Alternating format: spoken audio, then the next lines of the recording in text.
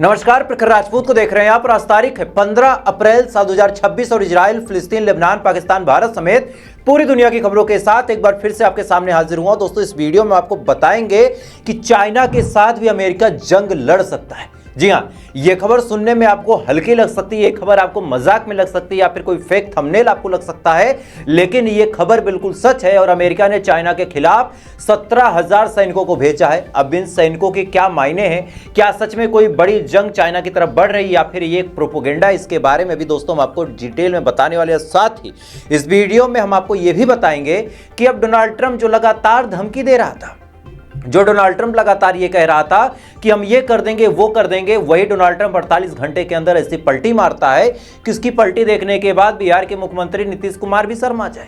अब ऐसा क्यों कह रहा हूं दोस्तों, इसके बारे में भी आपको बताऊंगा। और साथ ही मोदी साहब ने फिर से अपनी दोस्ती का राग अलाप दिया डोनाल्ड ट्रंप के साथ। अब इस राग के क्या मायने हैं और क्या कुछ बातें हुई हैं, क्या कुछ मुद्दा है, इसके बारे में जब आप सुनेंगे तो आपके पैरों तले दोस्तों जमीन खिसक जाएगी। और साथ ही सऊदी अरब अमेरिका पे भड़क गया है।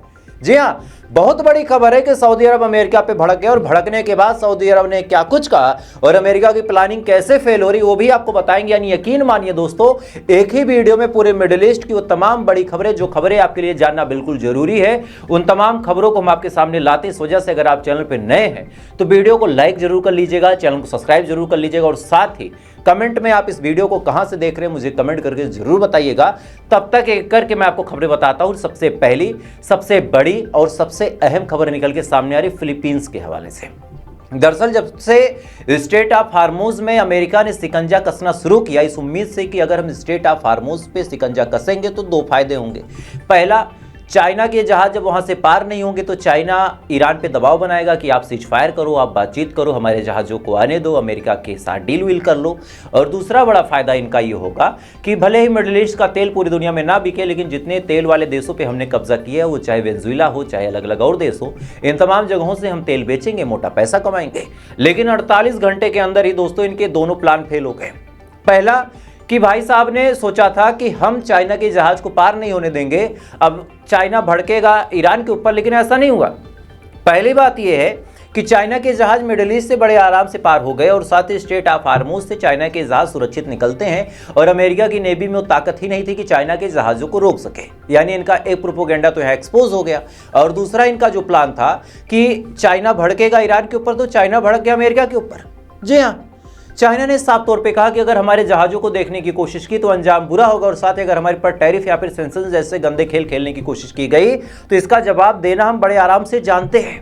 अब ये वाला प्लान इनका फेल हुआ, तब इनके दिमाग में आया कि चलो ऐसा है, ये तो होता रहेगा लेकिन हम पैसा कमा लेते हैं। लेकिन इसी दौरान दोस्तों सऊदी भड़क गया। सऊदी ने साफ तौर पे अमेरिका से कहा कि आप चाहे डील करो, चाहे हमला करो, चाहे बातचीत करो, हमें कोई फर्क नहीं पड़ता, लेकिन स्ट्रेट ऑफ हार्मोज को फ्री कराओ। अब इस बयान के क्या मायने हैं? इस बयान के दोस्तों बड़े सिंपल से मायने हैं कि सऊदी अरब खुद अमेरिका से कह रहा है कि आप बातचीत करो, आप नेगोशिएशन करो, आप चाहे जो करो, लेकिन स्ट्रेट ऑफ हार्मोज खाली कराओ और हमारे जहाजों को बेचने दो हमको। इसके बाद दोस्तों सऊदी अरब से एक और खबर निकल के सामने आई थी कि सऊदी अरब ने बड़ा आरोप अमेरिका के ऊपर लगाते हुए ये कहा था कि जब हमें मदद की जरूरत थी और जब हमने अमेरिका से मदद मांगी थी और कहा था कि हमारे ऊपर हमले हो रहे हैं, हमें मदद की जरूरत है, तब अमेरिका ने मदद की ही नहीं थी।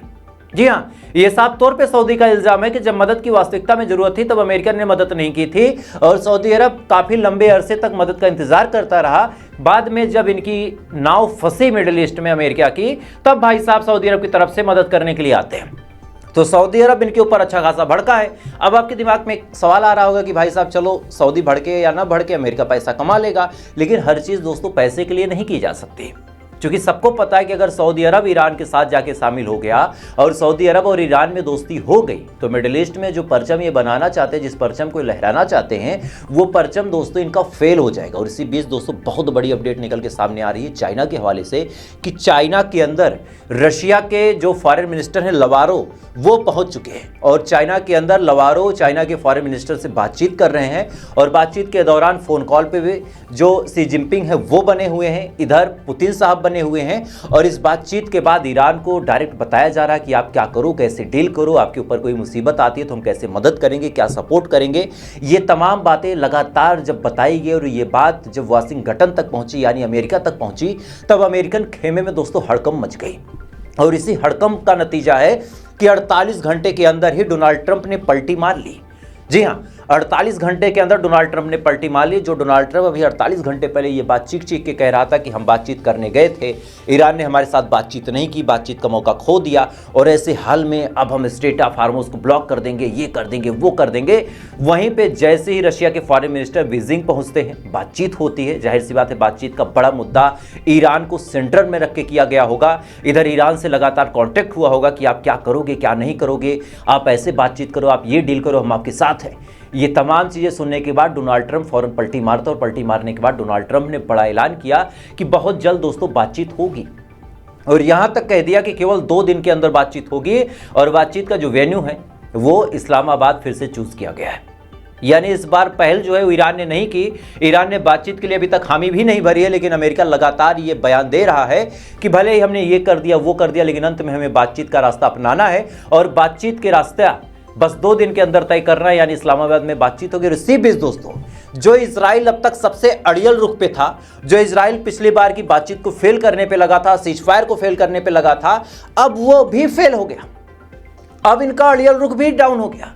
आज द जेरूसलम पोस्ट, जो कि इजराइल का ही अपना एक अखबार है, इजराइल को अच्छा खासा सपोर्ट भी करता है, इजराइल के हक में बातचीत भी करता है, उसी जेरूसलम पोस्ट में आज दोस्तों खबर छपी है कि इजराइल तमाम डिमांड्स को पीछे छोड़ रहा है। जी हाँ, अभी क्या क्या पीछे छूटा मैं आपको बताता हूं। साफ तौर पे इजराइल ने कहा कि तमाम डिमांड इजराइल पीछे छोड़ रहा है, और साथ ही केवल न्यूक्लियर के मामले पे ईरान से वो डिमांड रखेगा कि जो यूरेनियम है उस यूरेनियम को न्यूक्लियर वेपन के तौर पे यूज ना किया जाए। बाकी सारी डिमांड, जैसे इजराइल की कई सारी डिमांड थी कि प्रॉक्सी वार बंद हो, यानी हिजबुल्लाह को ईरान सपोर्ट ना करे। दूसरी बड़ी डिमांड ये थी कि जो ईरान की बैलिस्टिक मिसाइलें हैं उनकी रेंज केवल 250 किलोमीटर तक हो, उसके आगे ना जाए। साथ ही अलग अलग और आश्वासन लिए थे ईरान के हवाले से, लेकिन वो तमाम डिमांड दोस्तों इजराइल छोड़ रहा है, केवल न्यूक्लियर के मामले पे बातचीत करना चाहता है। और अगर न्यूक्लियर के मामले पे बातचीत बन जाती है तो डिफेंस के मामले में भी इजराइल बहुत बुरी तरीके से पिटेगा। और कहानी बड़ी साफ है कि इजराइल के ऊपर क्या कभी ईरान ने न्यूक्लियर इस्तेमाल किया था? नहीं, बैलिस्टिक ही तो मार रहा था। लेकिन अब कहानी है कि बैलिस्टिक मिसाइल के मामले पे भी इजराइल एकदम डाउन पड़ गया, कह रहा है कि इस मामले पे भी हम कोई डिमांड नहीं रखेंगे, बस न्यूक्लियर जो है उस पे बातचीत करेंगे। यानी ये ईरान के लिए दोस्तों बहुत बड़ी जीत है, और ये बयान किसी और ने नहीं, इजराइल के डिफेंस मिनिस्टर इजराइल कर्ज ने दिया। अब जाहिर सी बात है, डिफेंस मिनिस्टर अगर ऐसी बात बोल रहे हैं तो इस बयान के बहुत बड़े और बहुत अहम मायने हैं। अब इसी बीच दोस्तों चाइना और अमेरिका के भी टकराव के आसार दिख रहे हैं, और इस टकराव की मुख्य वजह दोस्तों है फिलीपींस। मैप में आप फिलीपींस को अगर देखेंगे, मैं आपको एनिमेशन के माध्यम से दिखा रहा हूँ कि एक तो चाइना आपको दिख रहा होगा, और इधर जो है वो अलग अलग छोटे छोटे जो टुकड़े आपको दिख रहे हैं समुद्र के अंदर, ये फिलीपींस है। फिलीपींस और चाइना का तकरार पिछले कई सालों से लगातार बना हुआ है। चाइना की एक पॉलिसी है, उस पॉलिसी के तहत चाइना दूसरों की जमीन को अक्सर क्लेम करता है ताकि उसकी जमीन को कोई क्लेम ना कर पाए। भाई जाहिर सी बात है, हम आपके ही घर में घुसने लगेंगे तो पहले आप अपना घर बचाओगे कि मेरे घर पे कब्जा करने का सोचोगे? तो ये अभी बाकी जो देश है वो घर बचा रहे हैं। जैसे भी भारत के अरुणाचल प्रदेश के बारे में उसने कहा कि ये तो चाइना का हिस्सा है, सेम उसने फिलीपींस के कई सारे इलाकों के बारे में कहा कि भाई साहब ये जो है ये हमारा इलाका है। खासकर एक इलाका पड़ता है सेकेंड थॉमस सोल।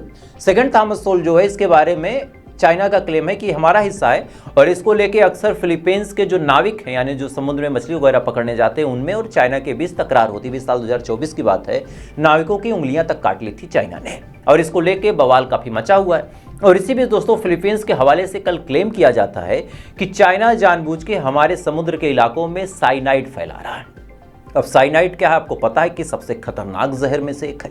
अब साइनाइड अगर समुद्र में फैलाया जाएगा तो इसका नुकसान क्या होगा? इसका नुकसान बड़ा सिंपल सा है कि समुद्र के अंदर जो जल जीवन है, चाहे वो मछली हो, चाहे कोरल हो, चाहे सीप हो, चाहे मोती हो, चाहे घोंघा हो, चाहे केकड़ा हो, जो भी चीज़ आप सोच सकते हैं वो तमाम चीज़ें वहाँ से विलुप्त हो जाएंगी, मर जाएंगी, उनकी तादाद खत्म हो जाएगी। और अगर आप समुद्र के किनारे रहते हैं तो आपको पता होगा कि आपकी ज़िंदगी की लगभग चीज़ें, खासकर खाने की लगभग चीज़ें समुद्र से पकड़ी गई मछलियों से ही पूरी होती हैं।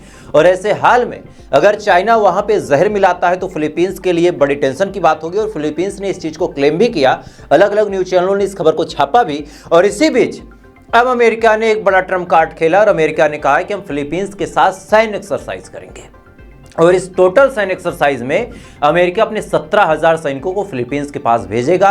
वहां पे एक्सरसाइज होगी और इस एक्सरसाइज का सीधा मतलब ये है कि अमेरिका दिखाना चाहता है कि हम फिलीपींस के साथ खड़े हैं, चाइना को पलट के हम जवाब देंगे, ये करेंगे, वो करेंगे, वो तमाम चीज़ें आप सोच सकते हैं कि क्या कुछ मैसेज देने का काम अमेरिका ने किया है। और इस मैसेज के माध्यम से अमेरिका कहीं ना कहीं चाइना से एक अलग किस्म की दुश्मनी भी मोल ले रहा। और जाहिर सी बात है, इधर अमेरिका की साख भी धीरे धीरे खत्म हो रही है। अमेरिका के बारे में अब लोग धीरे धीरे सच जानने भी लगे हैं। तो फिलीपींस के माध्यम से अब एक नए फ्रंट की शुरुआत करके अमेरिका थोड़ा सा अपना भौकाल मेंटेन करने की कोशिश भी कर रहा है। खैर इस बीच दोस्तों, मिडिल ईस्ट से एक बड़ी अजीब खबर निकल के सामने आई है।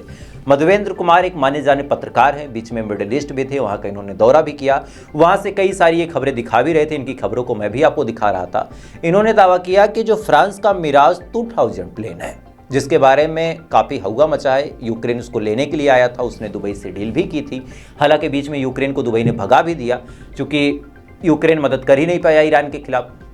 अब कहानी ये है कि फ्रांस के जो मिराज 2000 प्लेन है, इराक के ऊपर आज उड़ रहे थे और इसी दौरान ईरान का जो शाहिद 136 कामिकाजे ड्रोन है, इस ड्रोन से भिड़ंत होती, यानी आमने सामने दोनों पड़ते हैं और जो फ्रांस का मिराज 2000 प्लेन है वो मार के गिरा देता है। और इसका वीडियो दोस्तों सोशल मीडिया पे सर्कुलेट हो रहा है और मैं चाहूंगा कि उस वीडियो को आप देखें।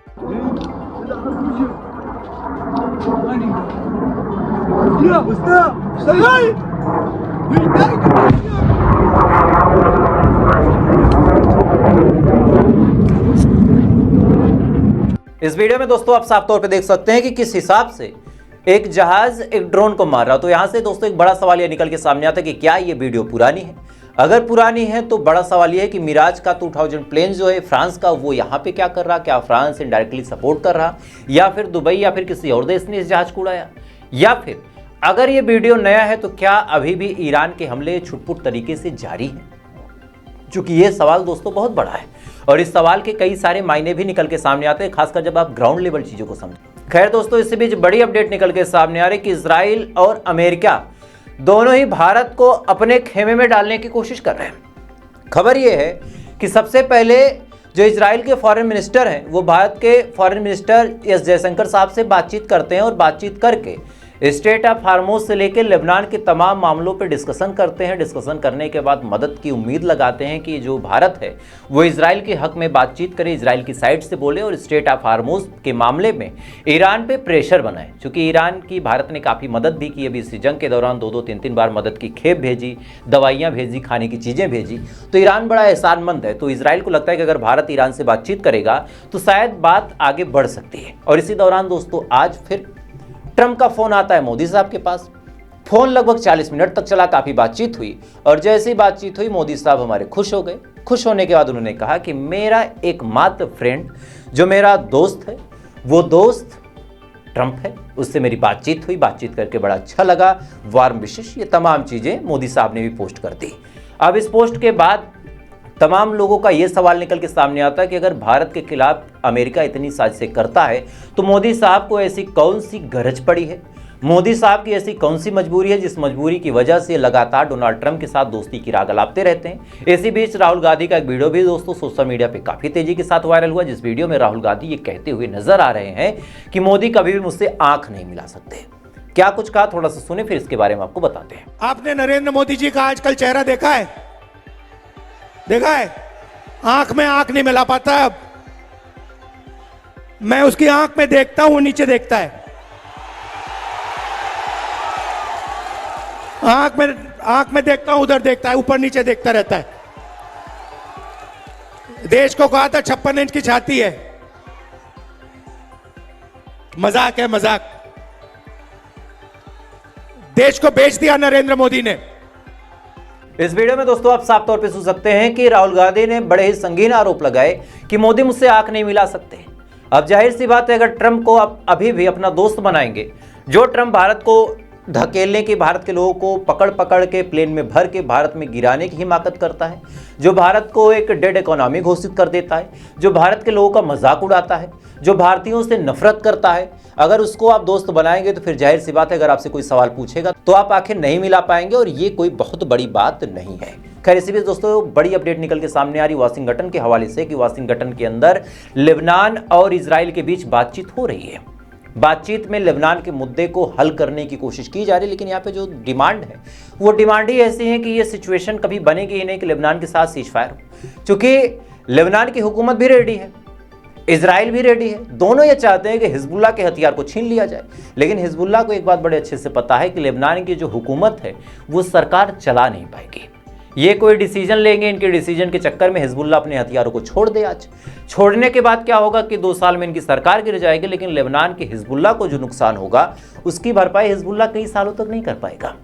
और यही वजह है कि एक तरफ तो बातचीत हो रही थी, दूसरी तरफ हिजबुल्लाह ने भी बड़े हमले किए और इजराइल ने भी हमले किए। और मैं चाहूंगा कि वीडियो देखें आप।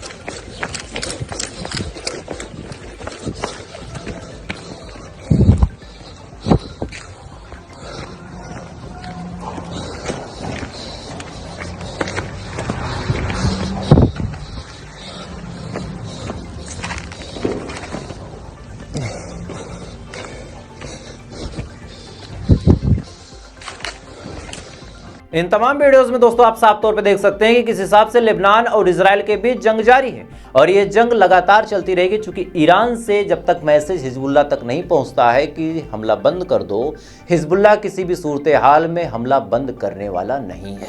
और कहीं ना कहीं अब इस जंग में दोस्तों हूती भी एंट्री मार रहा है, क्योंकि हूती ने भी साफ तौर पे धमकाना शुरू कर दिया कि अगर जोर जबरदस्ती करने की कोशिश अमेरिका ईरान के साथ करता है तो ऐसे हाल में हम कुछ ऐसा करेंगे कि पूरी दुनिया तेल के लिए त्राही त्राही करेगी। और ऐसा नहीं कि हूतीज़ ने ऐसा किया नहीं है, हूतीज़ ने 1 साल पहले भी वो काम किया था। लाल सागर से फिर कोई जहाज़ गुजर नहीं पाया था, एक भारत का गुजरा था, उसको पकड़ा गया था, भारत ने उसको रेस्क्यू कर लिया था। बाकी कोई जहाज़ नहीं गुजरा, पाकिस्तान के गया था, पाकिस्तान के जहाज़ को पकड़ लिया गया और वो जहाज़ 6 महीने तक वहीं पड़ा रहा। क्या कुछ हुआ था मैंने आपको ऑलरेडी बता दिया है। खैर, तो फिलहाल दोस्तों अभी के लिए बस इतना ही। बाकी इन खबरों के बारे में आपकी क्या राय है कमेंट जरूर कीजिएगा। वीडियो अच्छा लगा तो लाइक सब्सक्राइब करके अपना प्यार जरूर दीजिएगा और साथ ही इस वीडियो को आप कहां से देख रहे हैं मुझे जरूर बताइएगा। बाकी थोड़ी देर बाद आपसे फिर मुलाकात होगी ऐसी किसी खबर के साथ। तब तक आप अच्छे रहें, खुश रहें, अपना ख्याल रखें, अपने देश का ख्याल रखें। जय हिंद, ऊपर वाला आपकी हिफाजत करे।